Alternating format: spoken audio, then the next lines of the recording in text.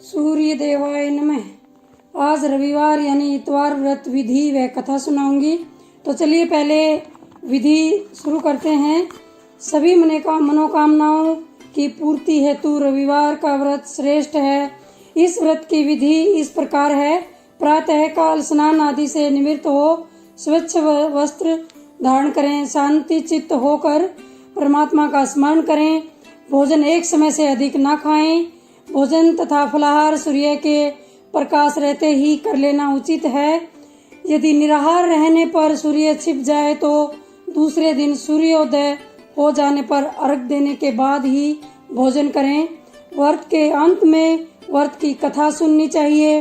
व्रत के दिन नमकीन तेल युक्त भोजन कदापि ग्रहण ना करें।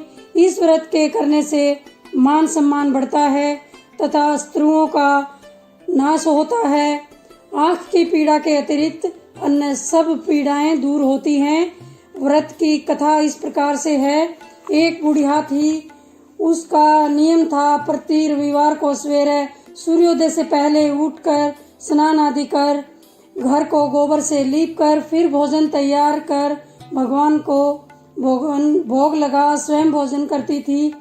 ऐसा व्रत करने से उसका घर अनेक प्रकार धन धान्य से पूर्ण था। सब प्रकार से घर में आनंद रहता था। इस तरह कुछ समय बीत जाने पर उसकी एक पड़ोसन उसकी गौ का गोबर वह बुढ़िया लाया करती थी। विचार करने लगी कि यह वृद्धा सर्वदा मेरी गौ का गोबर ले जाती है, इसलिए अपनी गौ को भीतर बांधने लगी। बुढ़िया को गोबर न मिलने से रविवार के दिन अपने घर को न लीप सकी, इसलिए उसने भोजन न तो बनाया न भगवान को भोग लगाया तथा स्वयं भी उसने भोजन नहीं किया। इस प्रकार उसने निराहार व्रत किया। रात्रि हो गई और वह भूखी सो गई।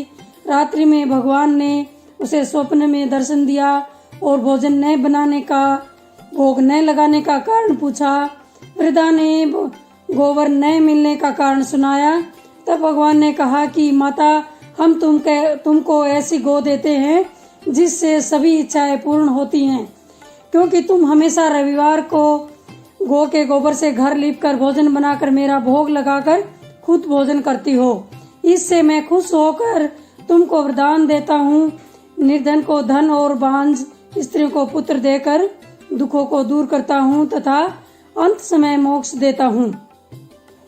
स्वप्न में ऐसा वरदान देकर भगवान तो अंतर्ध्यान हो गए और वृद्धा की आंख खुली तो वह देखती है कि आंगन में एक अति सुंदर गौ और बछड़ा बंधे हुए हैं। वह गाय और बछड़े को देखकर अति प्रसन्न हुई और उनको घर के बाहर बांध दिया और वहीं खाने को चारा डाल दिया। जब उसकी पड़ोसन बुढ़िया ने घर के बाहर आकर अति सुंदर गौ और बछड़े को देखा तो वह द्वेष के कारण उसका हृदय जल उठा और उसने देखा कि गाय ने सोने का गोबर किया है, तो वह उस गाय का गोबर ले गई और अपनी गाय का गोबर उसकी जगह रख गई।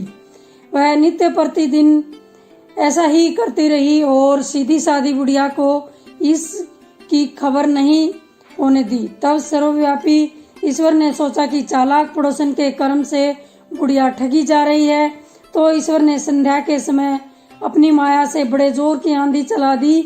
बुढ़िया ने अंधेरे के भय से अपनी गौ को भीतर बांध लिया। प्रातः काल जब वृद्धा ने देखा कि गौ ने सोने का गोबर दिया है तो उसे आश्चर्य हुआ और वह प्रतिदिन गौ को घर के भीतर बांधने लगी। उधर पड़ोसन ने देखा कि बुढ़िया गौ को घर के भीतर बांधने लगी और उसको सोने का गोबर उठाने का दाव नहीं चलता, तो वह ईर्ष्या और डहा से जलने लगी और कुछ उपाय न देख पड़ोसन ने उस देश के राजा को सब कहा, महाराज, मेरे पड़ोस में एक वृद्धा है, उसके पास ऐसी गाय है जो सोने का गोबर देती है। वह उस गाय का क्या करेगी? उस गाय को आप ले लीजिए और प्रजा की सेवा कर दीजिए। तो राजा ये सुनकर अपने दूतों को वृद्धा के घर गौ लेने की आज्ञा दी। वृद्धा प्रातः ईश्वर को भोग लगा भोजन ग्रहण करने ही जा रही थी कि राजा के कर्मचारी गौ खोल कर ले गए। वृद्धा काफी रोई चिल्लाई, किंतु कर्मचारियों के समक्ष कोई क्या करता। उस दिन वृद्धा गऊ के वियोग में भोजन न खा सकी और रात भर रोकर ईश्वर से गऊ को पुनः पाने के लिए प्रार्थना करती रही।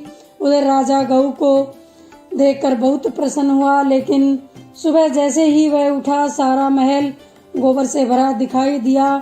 राजा यह देखकर घबरा गया। भगवान ने रात्रि में राजा को स्वप्न में कहा कि राजा वृद्धा की गाय लौटाने में तेरा भला है। उसके रविवार के व्रत से प्रसन्न होकर मैंने उसे ये गाय दी थी। प्रातः होते ही राजा ने वृद्धा को बुलाकर बहुत से धन के साथ सम्मान सहित गौ बछड़ा लौटा दिया। उसकी पड़ोसन दृष्ट बुढ़िया को बुलाकर उचित दंड दिया।